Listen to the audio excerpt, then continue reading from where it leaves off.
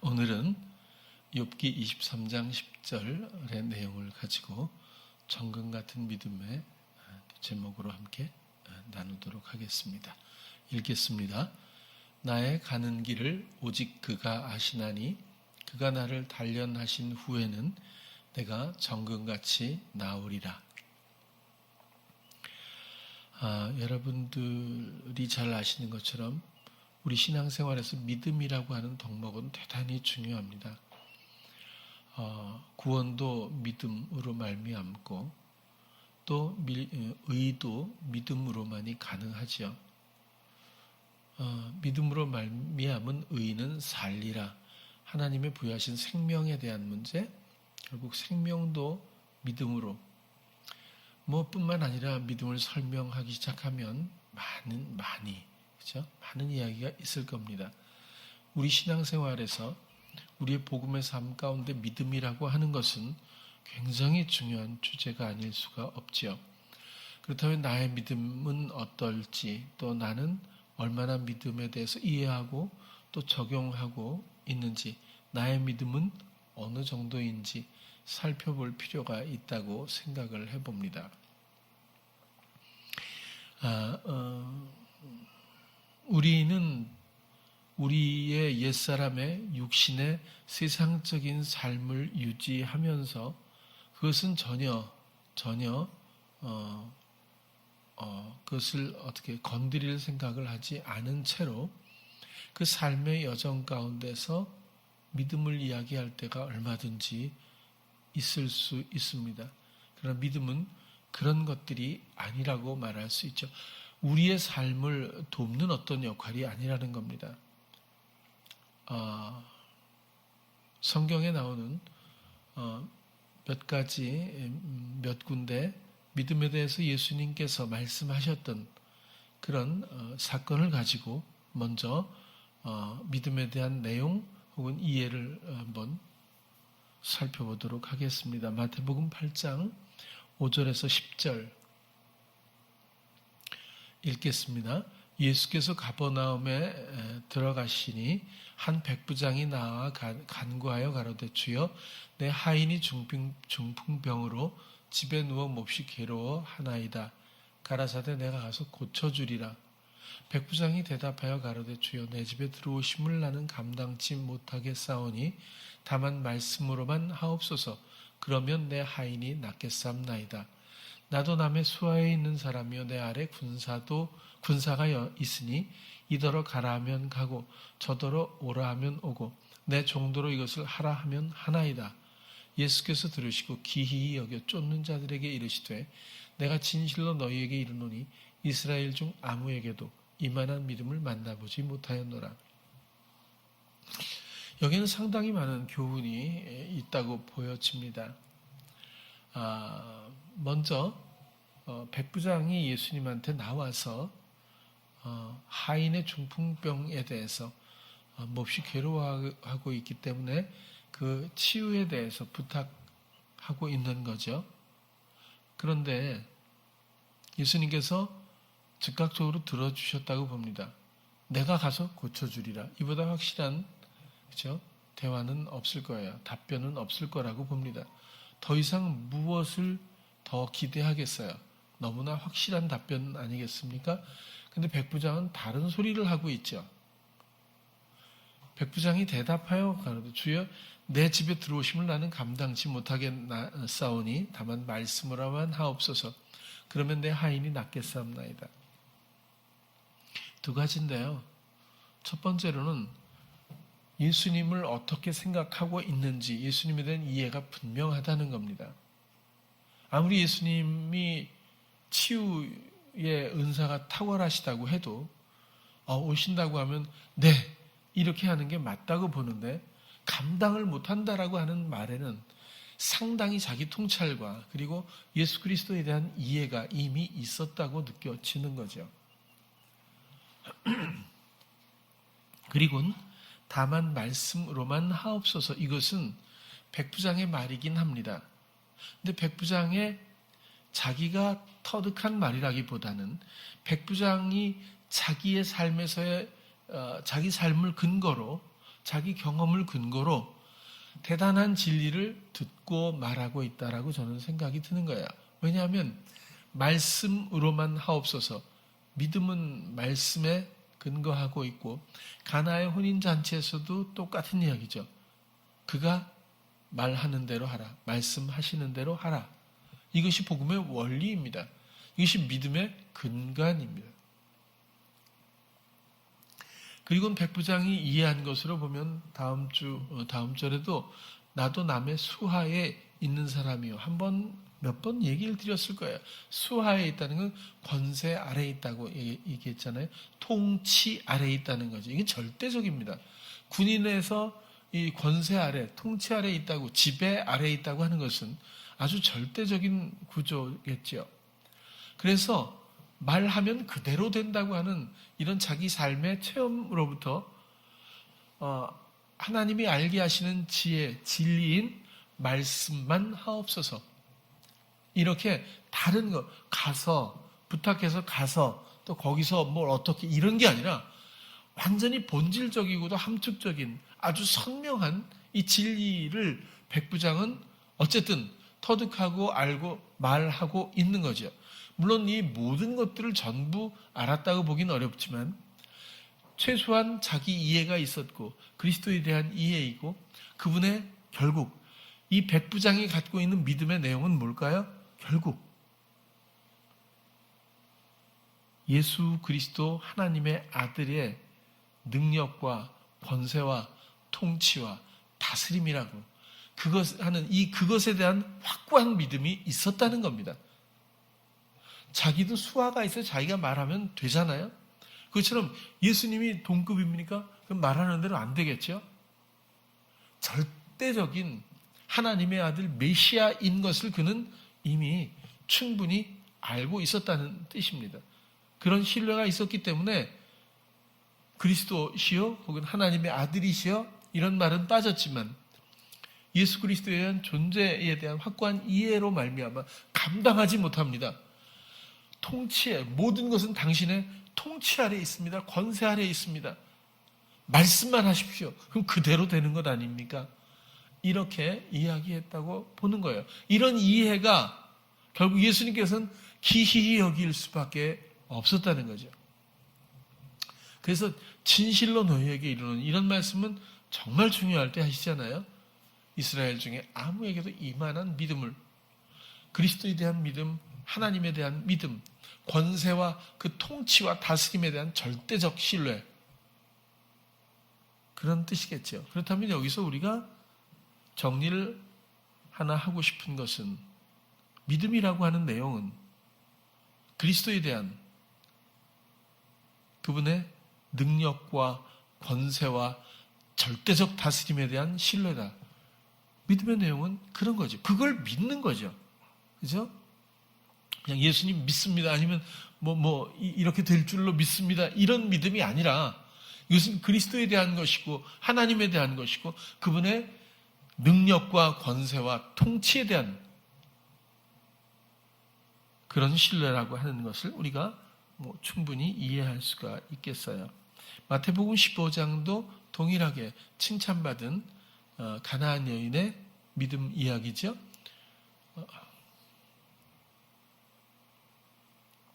여자가 와서 예수께 절하며 가로되 주여 저를 도우소서 대답하여 가라사대 자녀의 떡을 취하여 개들에게 던짐이 마땅치 아니하니라. 여자가 가로되 주여 올소이다마는 개들도 제 주인의 상에서 떨어지는 부스러기를 먹나이다 하니 이에 예수께서 대답하여 가라사대 여자야 늘 말씀드리죠. 감탄사 네 믿음이 크도다. 내 소원대로 되리라 하시니 그 시로부터 그의 딸이 나으니라. 굉장히 중요한 부분들이 많고 교훈도 또 많은 것 같아요. 근데 여러분 올소이다마는 이런 반응은 개 취급이지 않습니까? 그대로 이 반응은 뭐냐면 뭘 얻기 위해서 좀 굴욕을 당해도 내가 참겠습니다라는 의미가 아니라는 거예요. 당연하다는 얘기예요. 올소이다 이것은 그럴 수 있습니다. 이런 게 아니에요. 그 말씀이 참말입니다. 이런 얘기입니다. 그 마음에 그리스도이신 예수 그리스도에 대한 신뢰에 그 마음에 어떤 것도 없다는 거예요. 그리고 자기 입장도 안다는 거예요. 그러나 중요한 단어는 개들도, 이게 강아지란 뜻도 있고 집에서 키우는 개들도 제 주인이 있는 개니까요. 들개, 주인 없는 개가 아니잖아요. 제 주인의 상에서 떨어지는 부스러기, 작은 조각들을 먹습니다. 제 주인, 이 주인이라는 뜻이 뭘까요?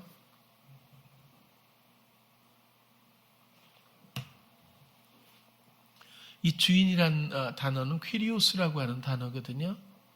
제 주인에서, 그러니까 개 키우는 주인 이렇게 생각하시면 안 되고요.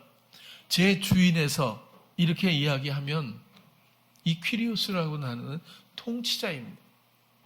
절대 권력자이고 하나님이라고 하는 단어에서도 다 쓰였습니다. 하나님, 절대 권력자, 통치자, 이런 겁니다. 그래서 개들도 제 주인이라고 말하는 거예요.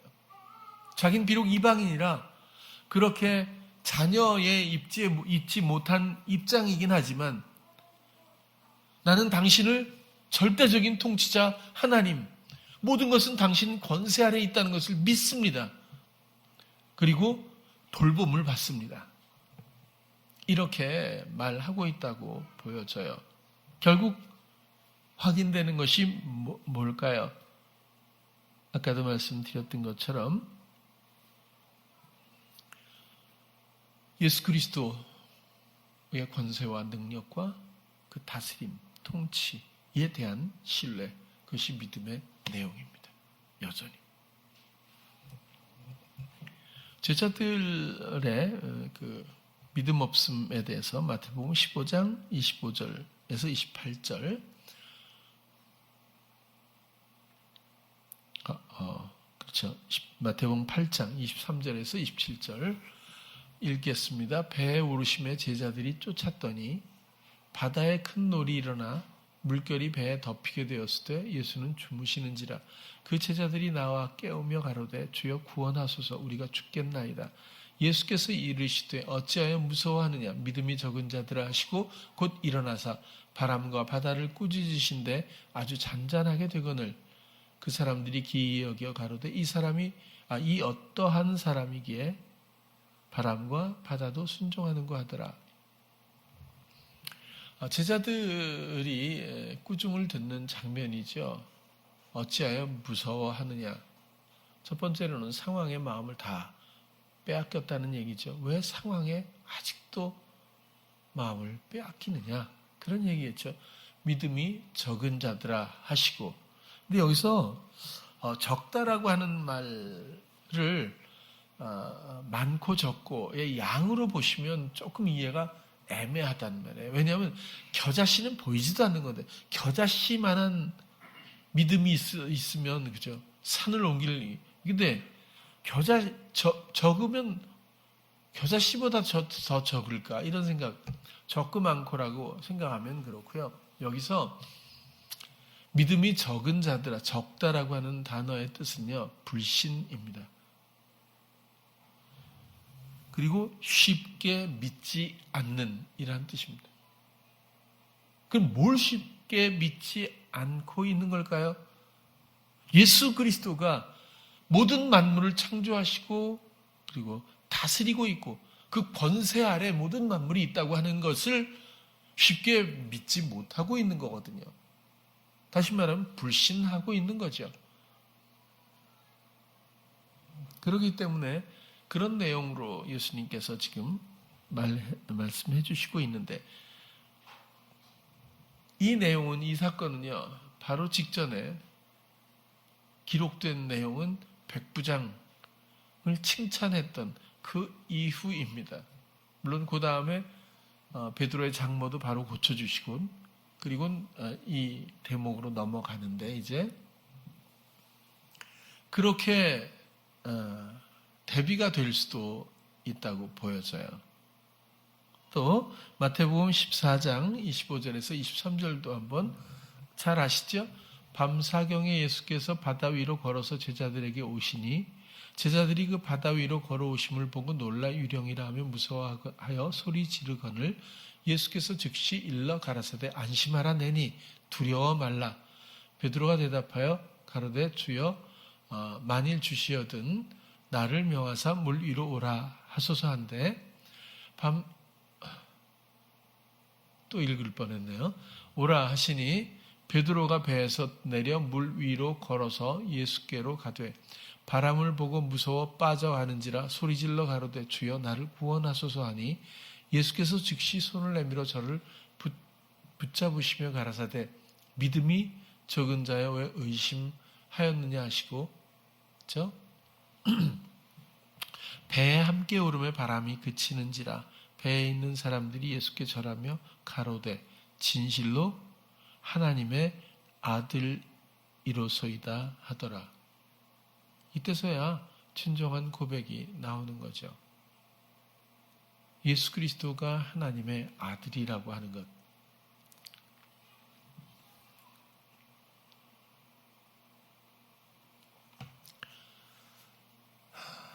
이 사건은 또 바로 직전에 오병이어 5,000명을 먹인 사건 바로 이후입니다. 그럼에도 불구하고 예수 그리스도에 대한 믿음이 없다는 거죠. 그것을 대비해서 지금 성경은 기록해 주고 있어요. 여기서도 왜 의심했느냐고. 이 의심이라는 단어도요, 보니까 이중으로 하다.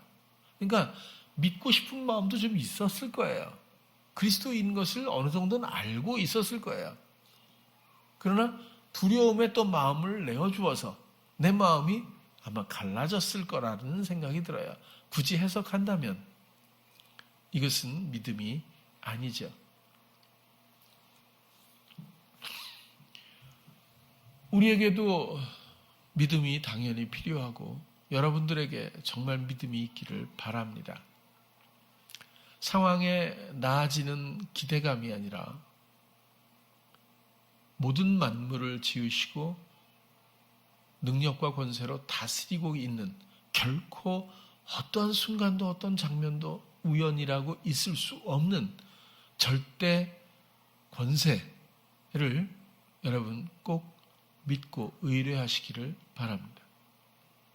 그런데 오늘 본문은 그냥 믿음이 아니라 순금 같은 믿음.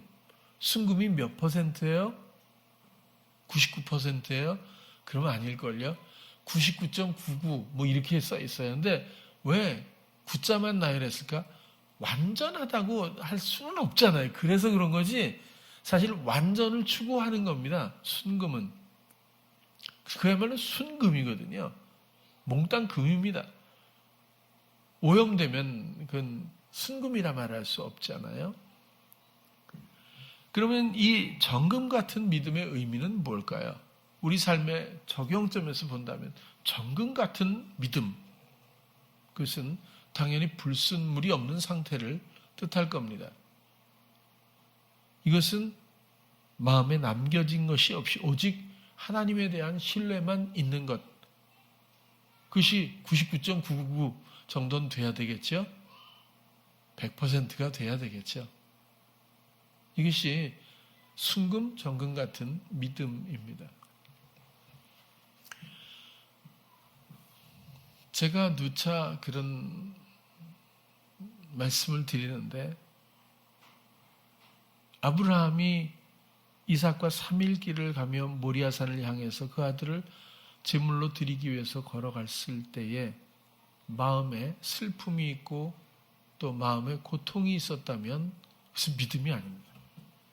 마음에 뭔가 하나님의 말씀 이외에 마음의 상황에 대한 정황에 대한 무언가가 남겨져 있다면 그것은 믿음이 아니죠. 적어도 정금 같은 믿음일 수가 없습니다.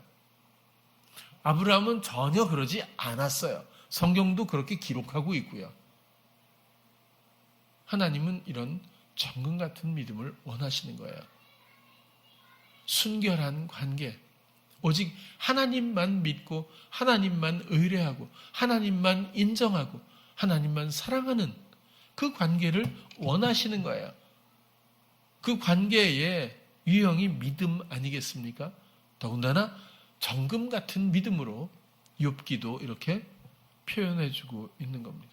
여러분, 다윗이 골리앗 앞에 나갔을 때 어떤 정황도 그 다윗의 마음에는 없었다고 저는 봐요.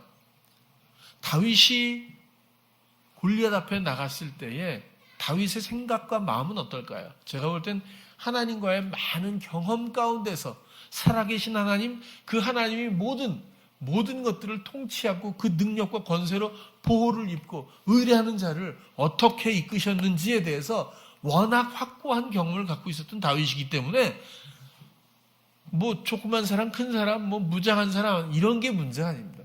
곰, 사자 뭐 이런 게 문제가 아니죠. 어떻게 사람이 곰과 사자를 싸워서 이길 수 있는 사람이 과연 얼마나 있겠습니까? 다윗이 돌팔매를 잘해서 이겼다고 생각하면 그것도 믿음이 아니겠죠. 하나님이 다윗을 사랑해서 언제나 이기게 하시는 원리를 그는 아주 확고하고 선명하게 관계 가운데 깨달았다고 봅니다. 그래서 그때도 당연히 하나님의 이름으로, 그렇죠? 그렇게 나아가서 겁 없이 간단하게, 그렇죠? 왜냐하면 뭐 갑옷도 주고 그러는데 웬만하면 좀 덜 맞아도 입고 나가야 맞지 않겠어요? 마음에 좀 불안하면 그래도 좀 보호 장구도 좀 차고 칼이라도 좀 있어야 되지 않겠어요? 한번 던지더라도 다 필요 없다고, 그렇죠? 다 필요 없는 거예요. 왜? 하시는 분은 하나님이니까.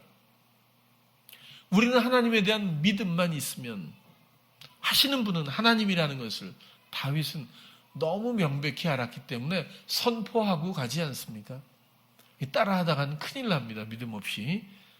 그렇게 하면 안 되고, 정말 다윗은 그런 정금 같은 믿음이 하나님과의 관계에서 있었다고 저는 그렇게 여겨지는 거죠.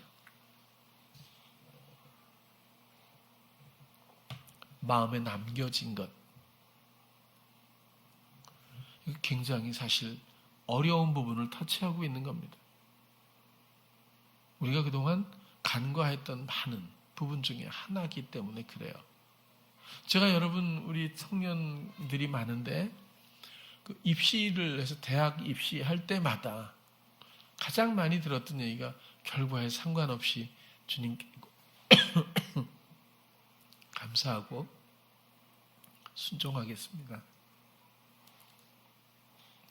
그리고 기대감이 없었을까요? 난 있었다고 봐, 대부분. 근데 떨어졌어.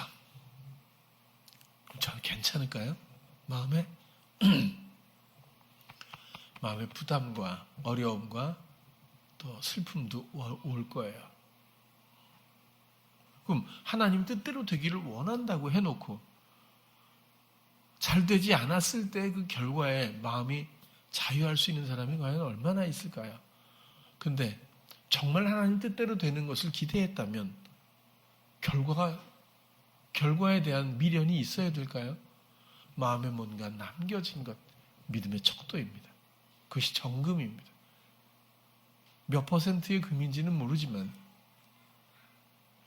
정금 같은 믿음으로 나아가기 위해서는 마음에 남겨진 게 없어야 합니다. 이런 것에 저 또한 자유하진 않을 거예요. 그냥 쉽게 예를 들기 위해서 말씀을 드려볼게요. 우리 청년들이 하고 있는 회사가 입찰을 해요.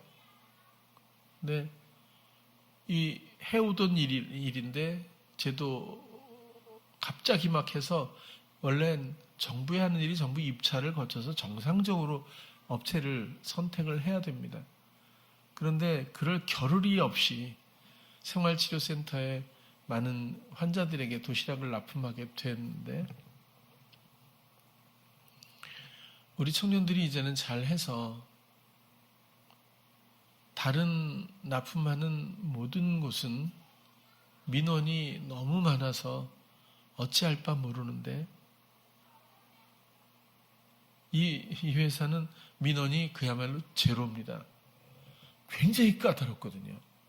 무척 예민한 사람들이 불만이 너무 많아요. 막 애기랑 같이 들어온 사람은 이걸 애 먹이라고 주는 거냐? 자기가 뭘 원하지 주문도 안 해놓고 그냥 보고 화를 내고 막 그렇게 하고 경찰서에 신고한다고 그러고 뭐 정말 억울한 일도 있어요.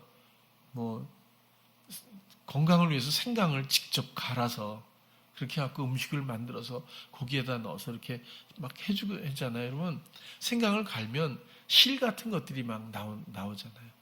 그럼 그것도 또 비약도 심하지. 도시락에서 채모가 나왔다는 거예요. 이거. 그래가지고 뭐 사방에다가 막 신고를 한다 그러고 이렇게 되는 거예요. 그래서 동일한 그 실 같은 것들을 사진을 찍어서 이제 보내주고 이것은 생강을 갈아서 나온 겁니다.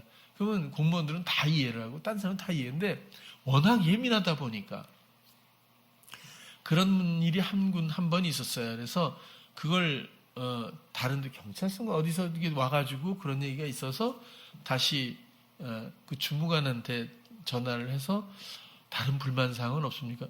무슨 불만이냐? 그런 거 하나도 없대. 어떻게 그리고 너무 감사하다고 보름 동안 이 일을 맡은 공무원들이 그만두면서 한 사람도 거의 남김없이 계속 감사하다고 해요.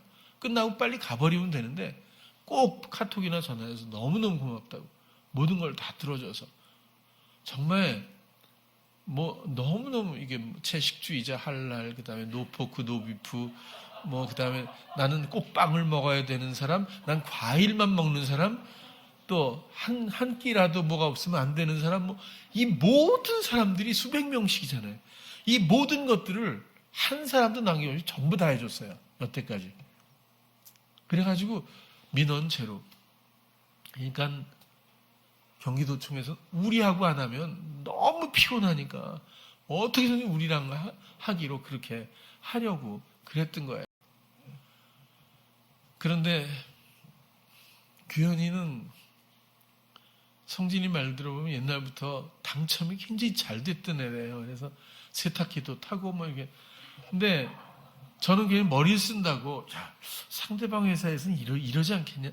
이렇게 하고 금액을 이렇게 쓰자. 이렇게 하고 제가 제안을 했어요. 규현이 말을 들었으면 됐을 텐데 1차에서 두 회사가 들어가서 워낙 까다롭게 조건을 해갖고요. 우리하고 어떤 회사하고 둘밖에 안 들어왔어요. 근데 들어왔는데 그만 둘 다 그 이하로 쓰면 품질에 문제가 있어서 안 된다라고 하는 최저가 밑으로 쓴 거예요. 둘 다. 그래갖고 유찰이 됐어요. 그 다음에 재투찰이 시작된 거예요.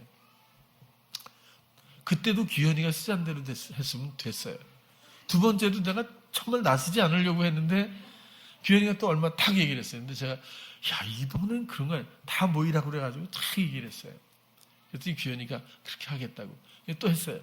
규현이 말 들었으면 됐을 텐데 그만 떨어지고 말았어요. 두 회사 중에서. 근데 그렇게 입찰을 하고 또 결과를 보고 또 재투찰을 하고 이런 과정에서 우리 청년들을 사무실에 모았어요.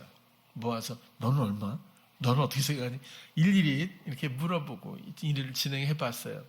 모르긴 몰라도 이렇게 입찰을 하거나 발표를 하거나 재투찰을 하거나 이 과정에서 모여서 이야기할 때 제가 볼 땐 굉장히 화기애애하고 행복했을 거예요.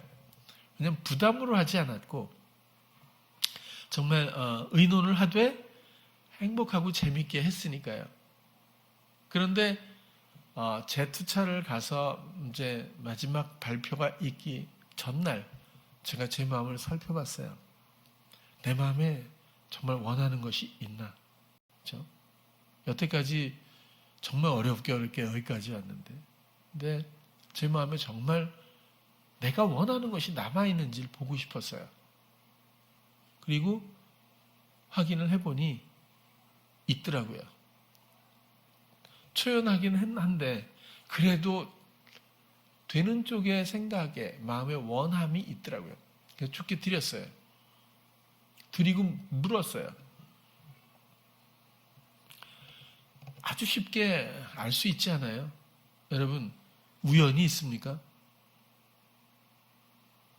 사람이 노력한다고 되지 않는 일들은 얼마든지 있죠. 모든 것 여태까지 하나님이 인도를 하셨는데 왜 이제 와서 뭔가 좋아 보이는 어떤 것에 대한 원함을 놓고 하나님의 시간을 뺏어야 할까요?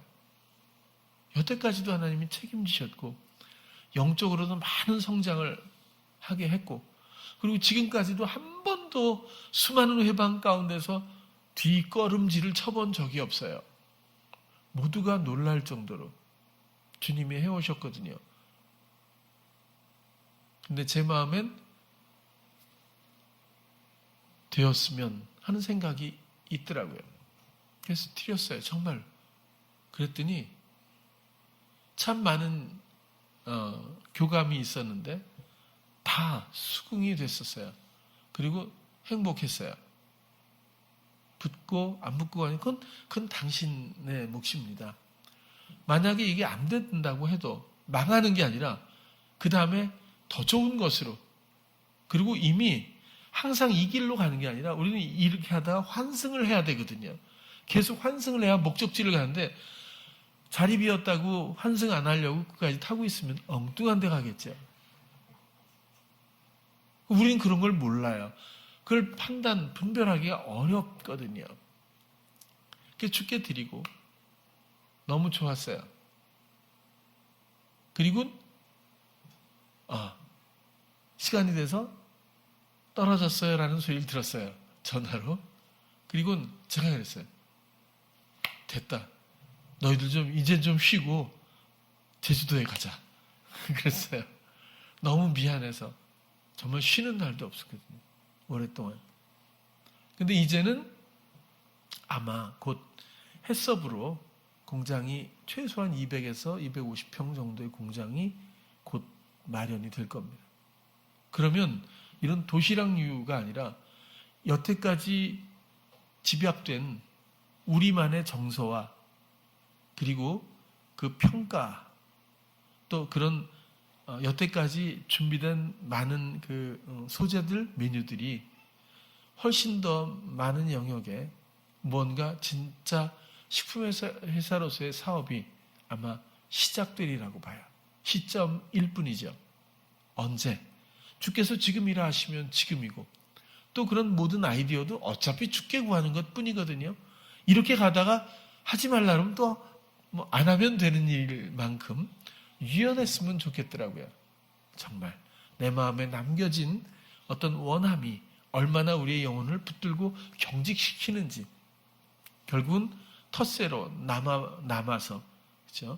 맴돌게 하는 시험의 일환이라고 하는 것 마음을 지키시길 바랍니다. 내 마음이 정말 하나님만을 믿고 있는 건지 내 마음이 정말 하나님만을 사랑하는 건지 하나님의 권세와 통치 그 능력을 믿고 인정하고 의뢰하고 있는 건지 순종하고 있는 건지 이런 것들이 온전히 성립되지 않으면 믿음을 이해하고 있다고 보기가 어렵다는 뜻입니다. 여러분들에게 그런 순결한 믿음이 꼭 있기를 바랍니다. 이런 정금 같은 믿음을 얻기 위해선 불행하게도 단련이라고 하는 전제가 있습니다. 고난이라고 하는 욥기도 당연히 고난에 대한 문제 아닙니까? 고난도 이런 고난이 있겠어요? 하루아침에 자식들은 다 죽고 모든 재산은 약탈당하고 자기 몸은 종기가 너무 나서 기왓장으로 긁어야 할 정도고 아내라는 사람도 야 하나님 욕하고 나가 죽어 이렇게 할 정도면 남은 게 뭐가 있겠어요? 고난에 서서히 온 고난도 아니고 이건 뭐 말할 수 없는 최악이죠. 그렇게 해서 그 가운데에서 토론이 펼쳐져 나가지 않습니까? 성경에도 믿음의 사람들은 모두 고난이 있었습니다. 아브라함도 야곱도 험악한 세월이라고 하잖아요. 전부 마찬가지, 모세도 마찬가지입니다. 기구하고 정말 험한 인생. 다윗도 마찬가지고요. 참 어렵고 힘든 그렇죠? 그런 고난들을 많이 당했어요. 고난 자체를 고생으로만 보지 않고 이것을 단련이라고 이해를 하는 것은 너무 중요합니다. 정말 순금을 원합니까? 그러면 풀무불에 들어와서 순금이 될 때까지 재련을 해야 합니다. 그렇지 않고는 순금을 얻을 수 있는 방법은 없죠. 다시 말해서 단련을 거치지 않고는 정금 같은 믿음, 이런 순결한 믿음을 얻을 수가 없답니다. 물론 예외는 있죠. 사랑. 근데 이 사랑마저도 제가 볼 땐 우리의 고난 가운데서의 가난한 마음에서 비로소 선명성을 얻을 수 있다고 보여지죠. 광야를 지나면서 하나님이 이스라엘 백성에게 원했던 것은 믿음입니다. 그렇죠? 맞죠? 여기서 한번 여러분 약간 다른 시각에서 한번 보면요. 광야 아무것도 없잖아요. 그렇죠? 이건 고난의 장입니다. 뭐가 있는 게 없잖아요. 그야말로 뭐 안 가봐서 모르겠지만 고센 땅이라고 하는 나일강의 삼각지대 하류지대하고는 너무 다를 거라고 생각이 들어요. 그리고 하나님이 여기서 그 많은 사람들을 먹이셨잖아요. 그렇죠? 독특한 방법으로 양식을 공급해 주셨죠. 그 수많은 사람들에게 물을 시원한 정말 반석을 깨는 뭐죠? 아주 정말 시원한 지하수 이런 생수를 먹게 했잖아요. 그러면 딱 광야에 나가자마자 아침에 탁 일어나면 먹을 게 쫙 내려오고 목이 마르기 전에 반석이 쫙 깔아주면 물이 막 그렇게 인도하면 그게 인도라고 생각하지 않겠어요? 근데 불만하고 죽인다 그러고 막 이러면 또 기도해 갖고 가서 어디 탁 하면 확 나오고 또 하면 또 뭐 내려오고 그죠? 왜 이런 방식으로 끌고 가셨을까요? 목적은 뚜렷하지 않겠습니까? 지금은 아무것도 보이는 게 없고 아무것도 소유한 게 없고 아무것도 기대할 게 없는 이 상황에서 오직 믿을 것은 하나님뿐이라는 것. 그것이 인생 가운데서 모두가 공부하고 또 나아가야 할, 갖추어야 할 유일한 덕목 아니겠습니까? 믿음입니다.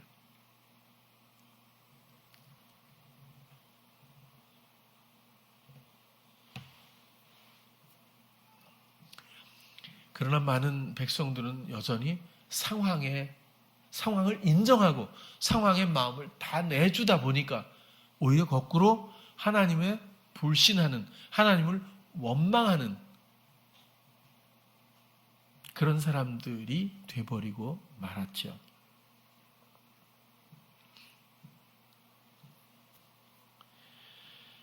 오늘 아침에도 상담을 좀 했어요. 잘 아시는 미국의 유진이가 또 급하게 전화가 와가지고 이야기를 참 마음이 순수하고 그리고 정말 기대할 만한 그런 인격을 가졌어요. 아이가 이미 오래됐는데 어쨌든 가서 공부하고 박사 학위를 위해서 지금 논문을 쓰고 있다고 하잖아요. 교수 이름이 안젤라라고 하고 그런데 참 이상해요. 유진이가 안젤라 교수를 지도 교수로 선택할 때 저한테 전화 왔었다 그랬잖아요. 악명이 높은 사람이라는 거예요. 웬만해서는 통과되는 게 없고 굉장히 히스테릭하고 굉장히 고통을 주고 근데 마음이 간다는 거지 뭔가 무덤을 파면서도 자기가 왜 그런 소리를 나한테 하고도 자기가 선택을 했거든요. 정말 그렇더라고요 그 사람이. 보니까 일주일에 한 번씩 가서 욕을 먹는데 유진이가 그래. 전번주에 10분 욕 먹고 지난주에 15분 먹었는데 오늘은 어저께는 30분 동안 욕 먹었어요. 이렇게 얘기를 하면서 울더라고요. 근데 쫙 얘기를 하면 상황에 대한 얘기를 쫙 해주는 거잖아요. 그렇죠?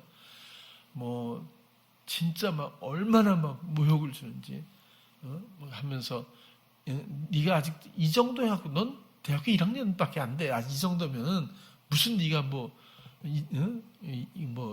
논문을 쓰고 뭐 이렇게 네가 졸업할 생각이나 하냐 뭐 이렇게 하고 너같이 이 정도 해갖고는 똥통학교의 교수 정도밖에 넌 못해 막 이렇게 한다는 거예요. 근데 네네 이러는데 어저께는 너무 서러워서 막 울었다고 그러더라고요. 그러면서 안젤라 하는 얘기가 너 이제 나는 너하고 이 논문을 같이 해가면서 대강은 난 못해. 정말 다른 사람들이 눈이 번쩍 띄울 만한 아이디어가 있고 그 다음에 그런 걸 같이 뭔가 연구하고 해서 그런 결과물이 나오지 않으면 나는 너하고 뭐 하고 싶지도 않고 그런 그런 소재를 네가 아이디어를 갖고 와봐 좀. 여태까지 왜 이것도 못하냐 막 이렇게 이제 하는 거죠. 막 서러워가지고 얘가 전화가 온 거죠. 그래서 이제 그랬어요. 늘 똑같지만 여전히 상황에 대한 성의가 대단하다 그랬어요. 상황을 대하는 그 마음이 온 마음을 다 내주고 있잖아요. 상황에 몇 발만 뒤로 가면 안 보이는 것이 보이지 않습니까? 근데 그게 어려운 거예요. 제가 그랬어요. 안젤라 말이 다 맞다. 악랄한 것도 맞지만 왜냐하면 그 사람은 대강 넘어가기 싫어하는 그런 사람이잖아요. 어쨌거나. 그럼 그 사람과 엮여진 것도 우연이 아니지 않습니까? 그렇다면 유진이를 그렇게 인도하시길 원하시는 면도 있겠죠. 그리고 만약에 그래 그렇게 하자 오케이 이렇게 해서 오케이 이렇게 다 패스가 그냥 되면 나쁜 학교 교수 뭐 이런 것보다도 유진이는 한국에서 조금만 하면 대원에 가고 조금만 하면 서울대 가고 자기 너무 쉬웠다 공부가 라고 하는 자기 정도의 수준에서 한국적 공부 방법이나 이 정서에서 제가 볼 때는 좀 세계적으로 전환될 수 있는 다시 말해서 자기의 기본 틀을 좀 깨고 뭔가 도전할 수 있는 그런 기회를 얻기가 쉽지 않았을 거다 이런 생각이 드는 거예요. 그리고 이런 것들은 정황에 대한 문제잖아요. 영적으로는 뭐죠? 마음으로는 너무 순수하고 예수님을 사랑하길 원하고 의뢰하길 원해요. 근데 상황만 마주하면 두렵기도 하고 힘들기도 하고 또 얼마나 많은 소리가 미국까지 와서 내가 포기하고 가면 어떻게 되지? 나를 기대하는 부모님을 어떻게 보란 말인가? 이런 소리 하나만 띄워놓으면요. 정말 가만히 놔둬도 훌륭한 연기자가 되거든요. 못 견디는 거죠. 그 마음이.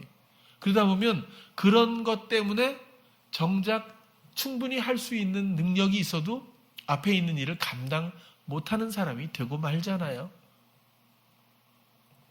그래서 그랬어요. 지금 이것은 너를 단련하시는 거다. 그랬어요. 네 깨끗한 마음으로 오직 예수님만 사랑하게 하기 위해서 예수님만 의뢰하게 하기 위해서 모든 것은 안젤라를 만나고 안젤라가 너한테 이렇게 하는 것 그 다음에 이 모든 과정 버거워하고 너는 뭐 때문인지도 모를지도 모르지만 이것은 영적으로는 단련이고 하나님이 원하시는 건 오직 너의 마음을 주께 드려 주님에 대한 깨끗하고 순결한 마음으로 그분의 권세와 능력과 통치를 기쁘게 인정하고 그리고 그분이 모든 것들을 하시도록 순종하는 이 믿음을 너는 지금 단련받고 있는 거다. 넌 몇 퍼센트의 금이 되기 원하니? 이 정도의 단련이면 너는 순금으로 갈 수도 있겠다. 내가 그랬어요. 개념을 좀 바꿔주려고.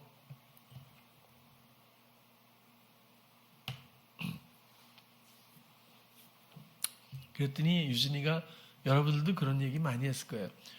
그래서 뭐 정말 이 주제를 생각하고 이럴 때도 하기 전에 막 오직 예수님이 지혜를 주세요. 예수님의 아이디어가 필요해요. 하고 한단 말이에요. 이렇게 얘기하잖아요. 여러분들도 그런 얘기 많이 했죠. 그래서 제가 그랬어요. 야, 시험장에 시험 보러 들어가는데 들어가기 직전에 막 기도하잖아요. 수능이고 뭐 주님의 뜻대로 시험을 잘 보게 해주세요. 정말 주님만 믿고 주님과 함께 시험 보기 원합니다. 들어가서 자기 혼자 시험 보지. 예수님, 이건 뭐죠? 당신의 문제예요. 이 문제를 당신은 어떻게 생각해요? 예수님하고 시험 보는 사람이 몇 사람이나 되겠냐고요. 정작 적용해야 될 때는 하지 않고 적용하기 전에는 적용하겠다고 하고, 그러니까 항상 실제적인 삶에서 어긋날 수밖에 없지 않겠느냐고요. 이게 어려울까요? 그렇게 힘들어하는 이 상황에서 정말 주님을 붙들고 하는 게 어려울까요? 그랬어요. 뭔가 주제를 아직 못 잡았다면 주님 부르고 네가 또 잡으려고 하지 말고 주님께 먼저 집중해라. 그분과의 관계를 회복해라. 당연히 그분이 이끄시는 대로, 이끄셨던 대로, 예비하신 대로 그분이 하신다. 그리고 묻고 주님의 생각을 듣길 원해요. 거기에 집중해라. 그리고 있다 보면 꼭 말이 들리지 않더라도 내 생각처럼 불현듯 떠오르는 생각도 있고, 왜 안 들리지? 주님 이렇게 하시면 어떻게 해요? 라고 하면서 뭔가 발견하는 것도 있을 수 있고, 이끄시는 방법은 워낙 다양하고 평이해서 뭐 기적과 같이 뭐 이런 게 아니잖아요. 그죠?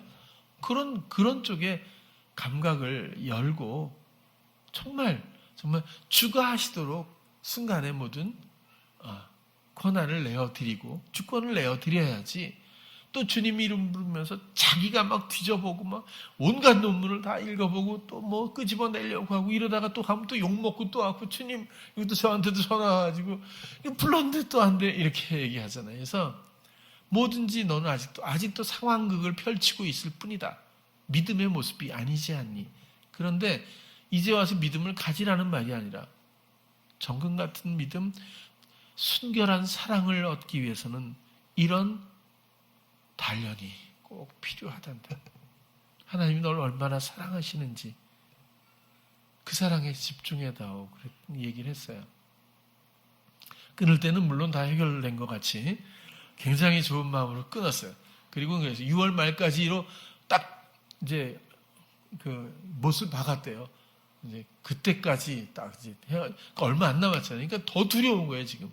그래서 나한테 전화하는 거 미안해하지 말고 언제든지 좋으니까 6월 말 전까지 조금이라도 불안하거나 조금이라도 또 마음이 어려워지면 언제든지 그냥 전화를 하라 그랬어요.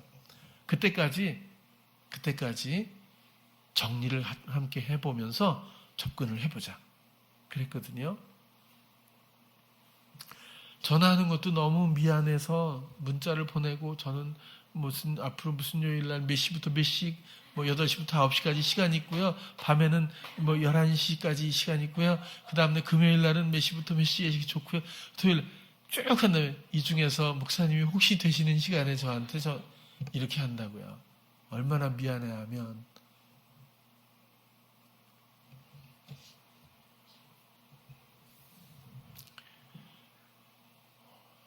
광야와 같은 세상을 우리는 살아갑니다. 하나님이 원하시는 것은 믿음이죠. 믿음이 없는 사람은 다 사망으로 가고 말죠. 정금과 같은 믿음이 꼭 있기를 바라요. 상황에 더 이상 마음 내어주어 거기에 굴종하지 않기를 바라고요. 무릇 지킬 만한 것 마음, 그 마음의 주인은 나의 주 예수 그리스도, 하나님의 아들이신 나를 위해서 생명도 아끼지 않는 그 사랑의 주님과의 교감이 전부입니다. 그분을 접촉하는 순간 모든 걸 알게 된다고 했잖아요. 여러분들 아시다시피 모든 것 이루어지고 예비된 것들을 알게 돼요. 제가 그랬잖아요. 입찰이 안 됐어요. 그러면 이제부터 뭘 꾸며야 되나요? 될 만한 걸 또 찾아야 되나요? 아니요. 예비된 것에 대한 기쁨과 기대가 있습니다. 보이지 않는 것들의 증거죠. 실상입니다. 그런 말을 성립시키려고 마음을 드리는 것이 아니라 정말 우리 마음이 그래야 한다는 뜻이고요. 그리고 정말 두 마음, 마음에 남겨진 것, 상황에 반응하는 여지들, 이런 것들이 있는지 함께 살펴보았으면 좋겠어요. 오직 믿음으로 말미암아 살리라. 하나님의 생명을 믿음으로 누릴 수 있어야, 그렇죠? 그것이 하나님의 소망이자 우리들의 소망입니다. 믿음에 대한 분명한 이해와 하나님과의 우리 주 예수 그리스도의 관계와 그리고 모든 것은 오직 우리 주 예수 그리스도의 능력과 권세와 통치 아래에 있다는 것. 결단코 우연은 없고 언제나 우리가 기쁘게 마음에 남겨진 것 없이 아브라함처럼 다윗처럼 모든 상황 앞에서 주께 마음을 들여 의뢰하고 그리고는 우리가 감각되어지는 대로 순종하는 것까지가 믿음이고 이 순종 안에서 하나님의 신실하심과 광대하심과 그 사랑의 그 풍부함을 여러분들께서 정말 충만히 누려 광야를 지나 약속의 땅에 거할 수 있는 우리 성도님들 되시기를 축복합니다. 기도하겠습니다. 사랑해 주님, 오늘은 욥기에 있었던 정금과 같은 믿음이라는 제목을 가지고 나누었습니다.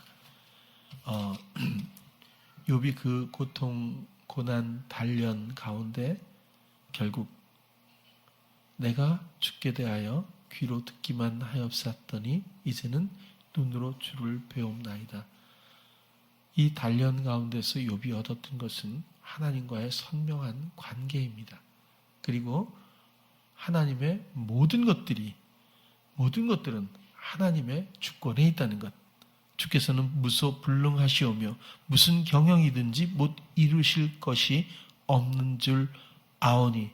이것이 욥의 마지막 고백이었습니다. 주님, 이 광야와 같은 세상 가운데서 마음을 더 이상 상황에 빼앗기지 않고 내 마음에 무언가 남겨두어 두 마음 되지 않게 도우시고 오직 순결한 마음으로 주를 신뢰하고 의뢰하며 기쁘게 순종할 수 있는, 보이지 않는 것들을 향해 소망을 가지고 나아갈 수 있는 우리 믿음의 성도들 다 되게 하여 주시옵소서. 예수님 이름으로 기도드렸습니다.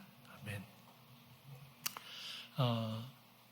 계속해서 우리 이제 이전에 대해서도 주님의 뜻과 인도하심 가운데서 잘 이루어지고 마무리될 수 있도록 관심 갖고 기도해 주시고 또 우리 어린아기들을 또 위해서도 늘 관심을 갖고 함께 주님의 통로로서 양육한다는 거 잊지 마시고 그리고 또 그런 환경도 기대하면서 주님께 또 부탁했으면 좋겠습니다. 아이들을 낳고 키우는 것이 정말 쉽지 않은 일인데 또 다른 단면에서는 정말 행복하고 놀라운 일이 아닐 수가 없습니다. 그 마음에 주님을 소개하고 그리고 어렸을 때 순수한 그 마음에서 주님의 친구가 되어 정말 또 다른 에녹과 같이 주와 동행할 수 있는 아기들로 키워야 되지 않을까라는 생각이 늘 있어요. 그렇게 꼭 되지 않는다고 해도 우리의 소망 가운데서 아이들을 향한 관심과 기도가 늘 있길 바라고요. 그리고 이제 공사가 얼마 남지 않았는데 그래도 아직 그 의견이 있는 사람들 또 좋은 의견이죠. 생각이 있는 분들은 잊지 말고 꼭 의견을 좀 내주시면 좋을 것 같아요. 그 어린 아기들을 위해서는 선생님들하고도 많이 의논하고 있고요.